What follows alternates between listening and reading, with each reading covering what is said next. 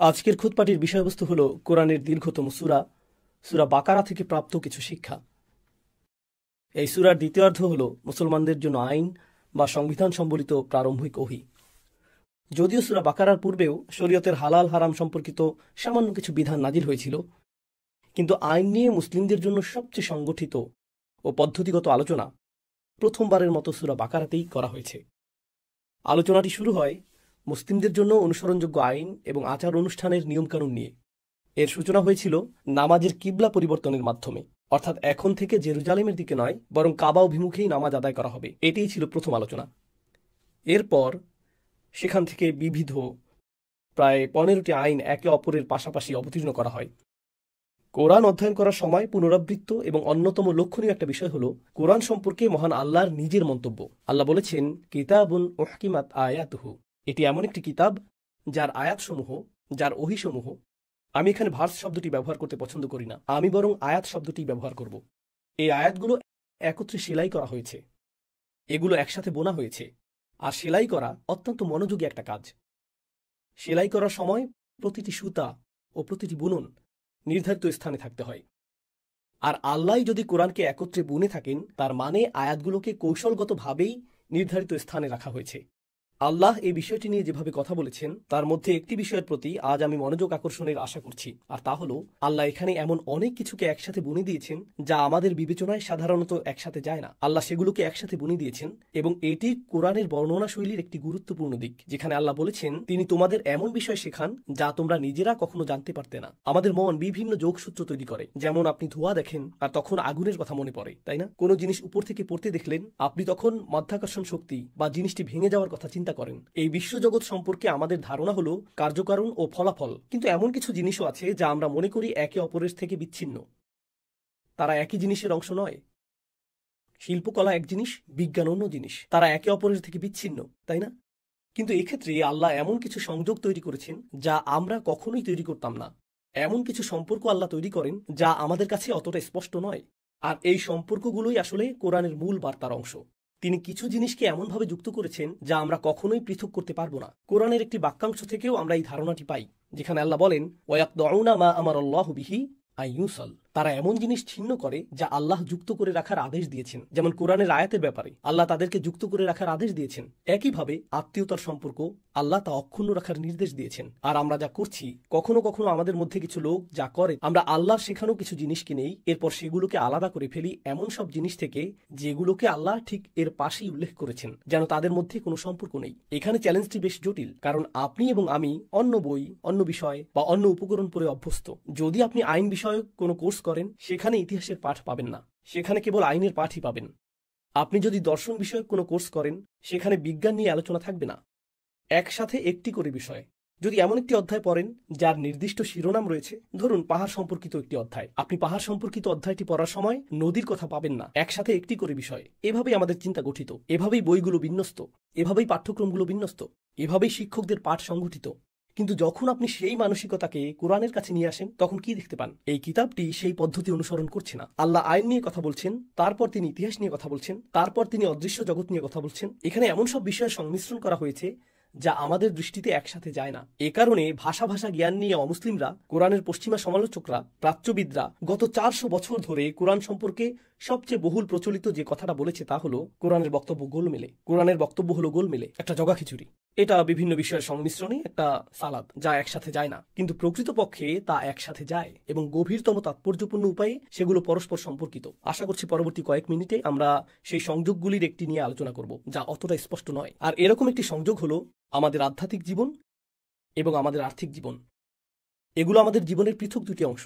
আপনার ট্যাক্স, আপনার আয়, কতটা সঞ্চয় আছে আপনার, কে কি পাবে, সন্তানের পড়ালেখার খরচের জন্য কত ব্যয় করবেন, বা গাড়ির খরচ, এই খরচ, সেই খরচ, ব্যবসায়িক উদ্যোগ, এই সব কিছু একদিকে, আর আপনার আধ্যাত্মিক জীবন থাকে সমীকরণের অন্যদিকে। উদাহরণস্বরূপ, যখন রমজান মাস আসে, তখন আমরা সবাই ইবাদত নিয়ে চিন্তা করি। আমরা নামাজ, কোরআন তেলাওয়াত, রোজা নিয়ে চিন্তা করি। আমরা তাহাজ্জুদ নিয়ে ভাবি, আমরা তারাবি নামাজ নিয়ে ভাবি, আমরা বেশি বেশি দোয়া করার কথা চিন্তা করি, শেষ বেজর রাত অন্বেষণের কথা ভাবি। আমাদের মন ইবাদতে নিবদ্ধ, সেখানেই আমাদের মন পড়ে থাকে, তাই না? কিন্তু হতে পারে এটি জাকাতের মৌসুম, আচ্ছা, ইসলামিক দৃষ্টিকোণের কথা ভুলে যান। যুক্তরাষ্ট্রে যদি এটি ট্যাক্সের মৌসুম হয়, তখন হঠাৎ করে আপনি বুঝতে পারেন যে আপনাকে ট্যাক্স হ্রাসকারী কোনো খাতে দান করতে হবে, কোনো একটা দাতব্য সংস্থায় বা অন্য কিছুতে। তো আমাদের মন এমনভাবে প্রোগ্রাম করা, যার ফলে আমরা কিছু জিনিসের সাথে কিছু জিনিসের সম্পর্ক তৈরি করি। এখন আল্লাহ ইতিমধ্যে আমাদের জন্য একটি ইঙ্গিত দিচ্ছেন আয়াতুল বীর অর্থাৎ সূরা বাকারার 177 নম্বর আয়াতে, যেখানে আল্লাহ বলছেন ভালো মানুষ হওয়ার অর্থ কি, ভালো মানুষ হওয়ার মানে কি। আমি এই আয়াতের ছোট একটা বিষয় এখানে উল্লেখ করব। আল্লাহ এখানে এমনভাবে বলেননি, কোরআনের অন্য জায়গায় যেভাবে বলা হয়েছে যে আপনাকে আপনার পরিবারের সাথে ভালো হতে হবে, তাই না? অন্যত্র এসেছে অবিল ওয়ালিদাইনি ইহসানা, অবিদিল কুরবা ওয়াল ইয়াতামা ওয়াল মাসাকিন, পিতামাতার সাথে সদাচরণ করো, আত্মীয় স্বজন, ইয়াতিম ও দরিদ্রদের সাথে ভালো ব্যবহার করো। কিন্তু আলোচ্য আয়াতে আল্লাহ তা বলেননি। এই আয়াতে তিনি বলেছেন একজন ভালো মানুষ হলো সেই ব্যক্তি যে তার পরিবারকে আর্থিকভাবে সহযোগিতা করে। وآتى المال على حبه ذوي القربى واليتامى والمساكين وابن السبيل والسائلين وفي الرقاب। সুতরাং এখানে তিনি তাদের প্রতি আপনার আচরণের বিষয়ে কথা বলছেন না, যে আপনাকে তাদের প্রতি সদয় হতে হবে বা কল্যাণকামী হতে হবে। সেটা ইতিমধ্যেই আগের একটি আয়াতে চলে এসেছে। কিন্তু এখন এক দৃষ্টিকোণ থেকে আপনি যদি একজন ভালো মানুষ হতে চান, তাহলে সেটা আপনার পরিবারের প্রতি আপনার আর্থিক দায়িত্ব পালনের মাধ্যমেও প্রমাণিত হতে হবে। ওয়া আতাল মালা আলা হুব্বিহি যাউল কুরবা ওয়াল ইয়াতামা, তিনি এটা বললেন, কিন্তু এর ঠিক পরেই তিনি উল্লেখ করলেন ওয়া আকামাস সালাত, সে সালাত প্রতিষ্ঠা করে। তো আমরা আর্থিক বিষয় থেকে আধ্যাত্মিক বিষয়ে চলে আসলাম, আর আধ্যাত্মিক বিষয়ের ঠিক পরেই তিনি আবার বললেন ওয়া আতাজ যাকাত, তিনি আবার আর্থিক বিষয়ে ফিরে গেলেন। অর্থাৎ তিনি আধ্যাত্মিক বিষয়কে আর্থিক বিষয়ের মধ্যে স্যান্ডউইচ করে দিলেন। বিষয়টা যেন এরকম যে আমি ইবাদতপূর্ণ জীবনযাপন করতে পারবো না যদি আর্থিক দায়িত্ব গ্রহণ না করি। আমি এই দুটোকে আলাদা করতে পারবো না। কিছু মানুষের ক্ষেত্রে যা ঘটে, ইনশাল্লাহ আপনাদের কেউ এমন নন, তারা হয়তো তাদের বোনকে উত্তরাধিকারের অংশ দেয় না।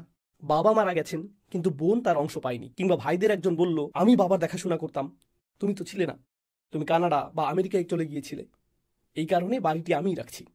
অথবা বাবা তো তোমাকে তেমন পছন্দই করতেন না, তিনি তোমাকে 20% পছন্দ করতেন, আমাকে 80% পছন্দ করতেন, তাই আমি 80% পাবো, তুমি পাবে 20%। কিন্তু সেই একই মানুষ যে 80% দখল করলো, সে রমজানে এতেকাফ করে, প্রতিদিন মসজিদে ফজর আদায় করে, 20 বছর ধরে সে সন্তানদের নিয়ে গোটা পরিবারকে নিয়ে উমরা করেছে, কিন্তু এখনো স্ত্রীর মোহরানা আদায় করেনি, তবে মাশাআল্লাহ তার তাজবিদ নিখুঁত, সে নামাজের ইমামতি করে। তার আধ্যাত্মিক জীবন অলিম্পিক লেভেলের, গোল্ড মেডেল লেভেলের, কিন্তু একই ধর্ম প্রদত্ত আর্থিক দায়িত্ব কোন রকম সে এই দুটোকে পৃথক করে ফেলেছে। অপরপক্ষে আপনি এমন মানুষও পাবেন যে বলে, জানেন আমি ব্যবসায়িক লেনদেনে অসাধু নই, আমি পরিবারের দেখাশোনা করি, আমি এটা করি সেটা করি, নামাজ না পড়লে এমন কি হবে, অন্তত আমি তো জানি এই লোকগুলো নামাজও পড়ে আবার প্রতারণাও করে। তো প্রতিটি পক্ষ একটা দিক বেছে নিচ্ছে, এক পক্ষ নিচ্ছে আর্থিক দায়িত্ব, অন্য পক্ষ নিচ্ছে ধর্মীয় দায়িত্ব। রমজান মাস আসন্ন, আর দেখুন আল্লাহ কি করছেন, দেখুন কিভাবে তিনি বিষয়গুলোকে জুড়ে দিচ্ছেন। আল্লাহ বলছেন যখন কারো মৃত্যু আসে, যখন কারো মৃত্যু আসন্ন হয়, كتب عليكم إذا حضر أحدكم الموت إن ترك خيرا الوصية للوالدين والأقربين بالمعروف حقا على المتقين। যখন মৃত্যু চলে আসে আর যখন তোমরা ওসিয়ত রেখে যাও, এটা উত্তরাধিকার নয়, উত্তরাধিকারের সীমানা ঠিক করাই আছে। কিন্তু সাধারণভাবে যদি আপনি কোনো উইল রেখে যান বাবা মা, নিকটাত্মীয় বা অন্যদের জন্য, এটা হলো হাক্কান আলাল মুত্তাকিন। আল্লাহ বলেন এটা মুত্তাকিনদের উপর আল্লাহর হক। মানুষের যদি তাকওয়া থাকে, সে চিন্তা করবে মৃত্যুর পর তার সম্পদের কি ঘটবে। আমরা সবাই মনে করি রোজা আমাদের তাকওয়া যোগাবে, কিন্তু আল্লাহ এটা বলার আগেই বলেছেন যদি সত্যিই মুত্তাকি হতে চাও তবে চিন্তা করো তোমার সম্পদের কি ঘটবে এবং কিভাবে তোমার পরিবার তা সঠিকভাবে বন্টন করবে। অনেক সময় যা ঘটে, কিছুটা সম্পদশালী মানুষ যখন মারা যায়, তাদের পরিবারে গৃহযুদ্ধ বেঁধে যায়।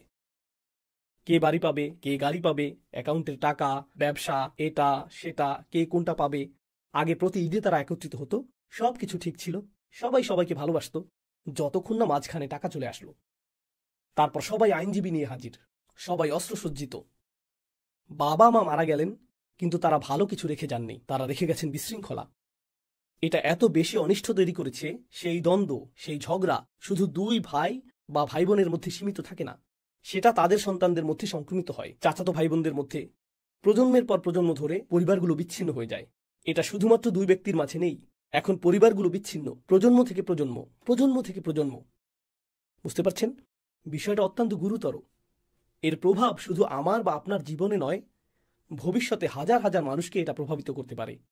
ঠিক তো আল্লাহ বলছেন হাক্কান আলাল মুত্তাকিন। অতঃপর তিনি বললেন, فمن خاف من موص جنفا أو إثما فأصلح بينهم আর আপনি যদি ভয় পান যে মৃত্যু পথযাত্রী ব্যক্তি পক্ষপাতদুষ্ট, তিনি পক্ষপাতদুষ্ট, তো তিনি মৃত্যুবরণ করেছেন, আর মৃত্যুর সময় তিনি বললেন, যদিও আমার 3 ছেলে রয়েছে, তাদের একজনকে আমি ঘৃণা করি। এটা অবিশ্বাস্য মনে হয় যে সে 10 বছর আগে আমাকে অপমানিত করেছিল, তাই আমি একটি উইল রেখে যাচ্ছি। আমার বড় ছেলে যখন উত্তরাধিকারের অংশ চাইবে, তাকে শুধু এ কথাগুলো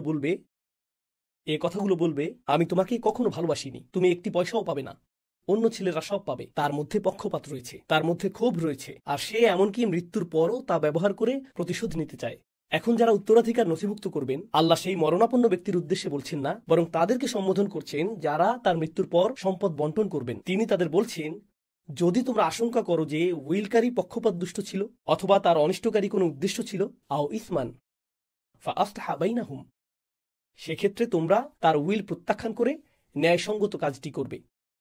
যদিও সে মৃত এবং তার ইচ্ছা এমনটাই ছিল, তার ইচ্ছাটা ছিল অসৎ, আমরা এখন সঠিক কাজ করব।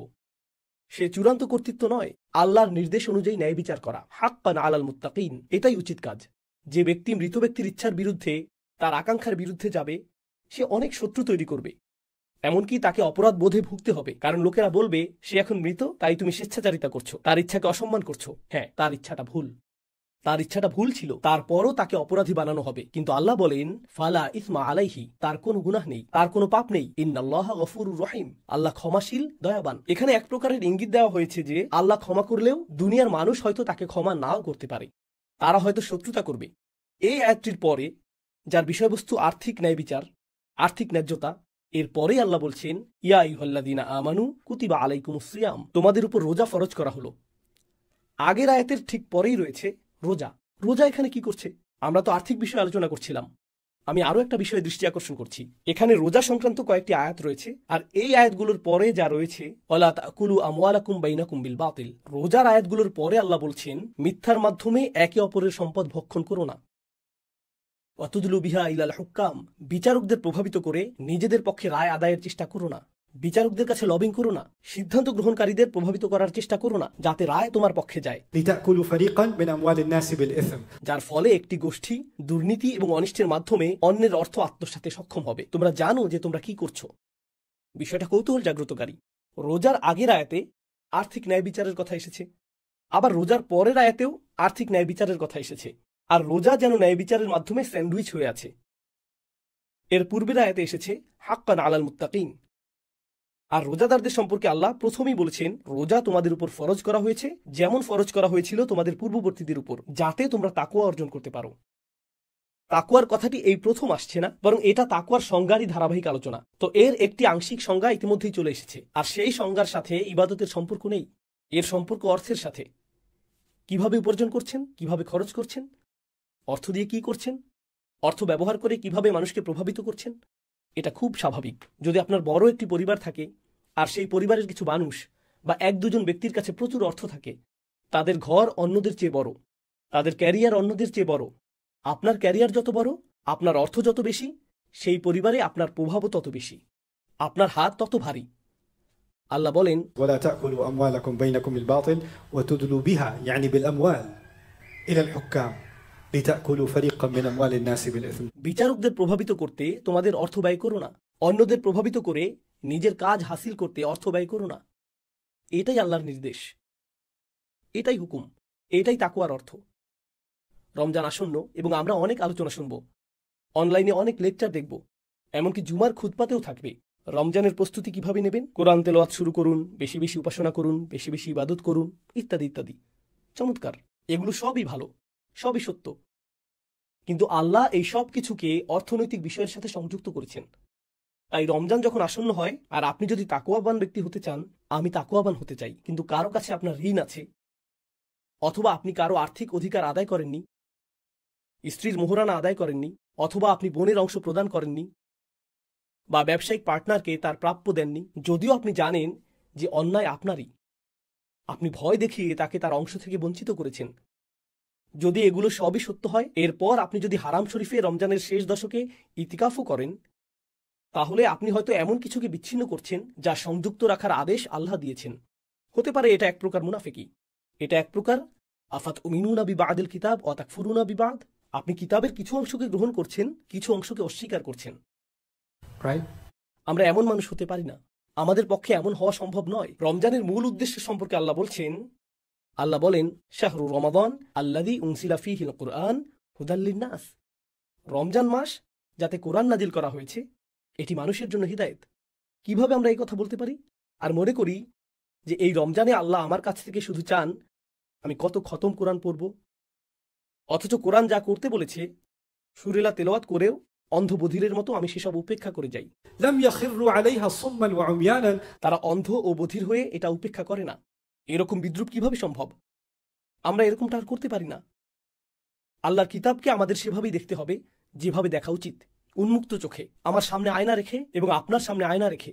ঠিক যেভাবে আমি বলতে চাই রোজার সময় আমি কিছু খাইনি, রোজার সময় আমি কিছু পান করিনি, একইভাবে আমরা বলতে পারা উচিত রোজার সময় আমি অন্যায়ভাবে কারো অর্থ খাইনি, রোজার সময় আমি অন্যায়ভাবে কারো পানি পান করিনি। মুরগি যদি হালালও হয়, আপনি হালাল দোকান থেকে এটা কিনেছেন, এরপরও 3 বার চেক করে নিশ্চিত হন। আপনি বলেন আমি চাই মুরগিটাকে আমার চোখের সামনে জবাই করা হোক, কারণ আমি নিশ্চিত হতে চাই এটা কতটা হালাল। এটা ভালো, কিন্তু যে অর্থ দিয়ে আপনি এটা কিনেছেন তা কোনো প্রতারণা অথবা ঋণ খিলাপে অর্থ থেকে এসেছে, যা পরিশোধ করার প্রতিজ্ঞা আপনি করেছিলেন। তাহলে প্রকৃতপক্ষে এটা কি হালাল হয়েছে? মুরগি হালাল হতে পারে, কিন্তু আপনার জন্য তা হালাল নয়। সেটা ভালো হতে পারে, কিন্তু আপনার জন্য ভালো নয়। এই জন্যই আল্লাহ ঠিক পরেই বলেছেন ওয়ালা তাকুলু আমওয়ালাকুম বাইনাকুম বিল বাতিল। আল্লাহ চমৎকারভাবে এটা করেছেন। আল্লাহ তার কিতাবে এমন বিষয়ের মাঝে সংযোগ তৈরি করেছেন যা আমাদের দ্বারা সম্ভব ছিল না। আমরা যদি শুধু আল্লাহর বাণীগুলো নিয়ে চিন্তা করি তাহলে প্রতি রমজানে আমাদের অনেক সমস্যার সমাধান হয়ে যাবে। ঠিক যেমন আপনি প্রতিটি রমজানে একজন নতুন আধ্যাত্মিক মানুষ হয়ে ফিরতে চান, তেমনি আপনি হতে পারবেন পরিবারের ভিন্ন এক সদস্য, ভিন্ন একজন ব্যবসায়ী, অর্থের ব্যবস্থাপনার ক্ষেত্রে একজন ভিন্ন মানুষ, প্রতিশ্রুতি রক্ষায় একজন ভিন্ন ব্যক্তি। তখন অর্থনৈতিক বিবেচনায় নিজেকে পরিচালিত করার দৃষ্টিভঙ্গিটি সম্পূর্ণ বদলে যাবে। এটি আমার শেষ মন্তব্য, যেহেতু আমি খুতবাটির সমাপ্তি টানছি। আল্লাহ আযজা ওয়া জাল্লা আমাদেরকে তাকওয়ার একটা সংজ্ঞা দিয়েছেন যা ইবাদতের সাথে সম্পর্কিত, এবং তিনি সেই সংজ্ঞার আরেকটি অংশ দিয়েছেন যা অর্থ সম্পদের বিবেচনায় মানুষের সাথে আমাদের আচরণের সাথে সম্পর্কিত। আর এই দুটির সমন্বয়ই তাকওয়া গঠিত। সুতরাং আপনি কেবল একটি অংশ বেছে নিয়ে বলতে পারবেন না যে আমার তাকওয়া আছে। আমি তাকওয়া শব্দটি ব্যবহার করছি, আপনাদের অনেকে এই শব্দটির সাথে পরিচিত নাও হতে পারেন। তাকওয়া মূলত এসেছে ওকায়া থেকে, আর ওকায়া অর্থ হলো সুরক্ষা। তাকওয়া অর্থ এমন কেউ যে নিজেকে সুরক্ষিত করছে। আক্ষরিক অর্থেই মুত্তাকি অর্থ এমন ব্যক্তি যে নিজেকে সুরক্ষিত করছে। আপনি যদি ঘরে প্রবেশ করে দরজা বন্ধ করে দেন যাতে কেউ ঘরে প্রবেশ করতে না পারে, তাহলে আপনি তাকওয়ার একটি কাজ করলেন। এটাই তাকওয়ার আক্ষরিক অর্থ।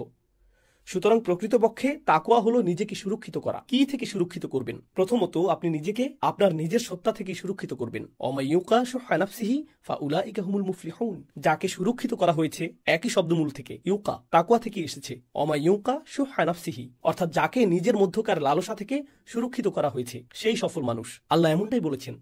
তাকওয়ার কাজ হলো আপনাকে আপনার থেকেই সুরক্ষিত করা, আমাকে আমার থেকেই সুরক্ষিত করা। আমার অভ্যন্তরে একটি ভয়ঙ্কর লোভী, স্বার্থপর, আত্মপূজারী এবং বিষাক্ত সত্তা আছে। এটা আমার ভিতরে রয়েছে। আমার অভ্যন্তরে একটি ভয়ানক নফস আছে, এটা বিদ্যমান, এবং এটা একটা দানব। আর আমার সেই অংশ থেকে আমার নিজেকে সুরক্ষিত রাখতে হবে। আমি আমার সেই অংশকে উপেক্ষা করতে পারি না। আমাকে সচেতন থাকতে হবে, কারণ এটা সর্বদাই থাকবে। আর আমাকে সেই পশুটাকে দমিয়ে রাখতে হবে, আমাকে এটাকে দমন করতে হবে। ঠিক যেমন আমরা রমজানে আমাদের ক্ষুধাকে দমন করি, একইভাবে আমাদের লালসাকেও দমন করতে হবে। এটাকেও আমাদের দমন করতে হবে। এটাই তাকওয়ার বার্তা, নিজেকে নিজের থেকে সুরক্ষিত করা। এরপর সেখান থেকে শুরু হয় নিজেকে আল্লাহর অসন্তুষ্টি থেকে সুরক্ষিত করা, নিজেকে আল্লাহর ক্রোধ থেকে সুরক্ষিত করা, নিজেকে শাস্তি থেকে সুরক্ষিত করা। فاتقوا النار واتقوا يوما ترجعون فيه إلى الله. নিজেকে কিয়ামতের দিন থেকে সুরক্ষিত করা, সেই দিন যখন তোমরা সকলেই আল্লাহর দিকে ফিরে যাবে। আর এর সবকিছুই শুরু হবে আমাদের নিজেদের থেকে নিজেদেরকে সুরক্ষিত করার মাধ্যমে। আল্লাহ আযজা ওয়া জাল্লা আমাদেরকে এমন মানুষে পরিণত করুন যাতে রমজান এগিয়ে আসার সাথে সাথে আমরা নিজেদের মধ্যকার কি কি সুরক্ষিত থাকতে হবে তা আরো বেশি করে উপলব্ধি করতে পারি। আল্লাহ আযজা ওয়া জাল্লা আমাদেরকে আমাদের নিজস্ব ত্রুটি, ব্যর্থতা ও প্রবণতাগুলো সম্পর্কে অবিশ্বাস্য রকম আত্মসচেতন করে তুলুন, আর আমাদের নিজেদের ভেতরে সততা ও শক্তি প্রদান করুন যাতে আমরা আমাদের সেই দিকগুলো ঢেকে রাখতে পারি। অন্য কেউ আমাদের ত্রুটিগুলো উল্লেখ করার পরিবর্তে, অন্য কেউ আমাদের অকল্যাণ বা কুপ্রবৃত্তিগুলো চিহ্নিত করার পরিবর্তে বরং আমি নিজেই যেন নিজের অকল্যাণগুলো চিহ্নিত করতে পারি এবং সেগুলো সংশোধন করতে পারি। এটাই তাকওয়ার মূল কাজ। আল্লাহ আযজা ওয়াজাল্লাহ আমাদেরকে রমজান মাসকে পাওয়ার এবং এই মাস থেকে নতুন, সতেজ ও শক্তিশালী তাকওয়া আহরণ করে নবরূপে আবির্ভূত হওয়ার তৌফিক দান করুন। বারাকাল্লাহু লি ওয়া লাকুম ফিল কুরআনিল হাকিম ওয়া নাফা'নি ওয়া ইয়্যাকুম বিল আয়াতি ওয়া যিকরিল হাকিম।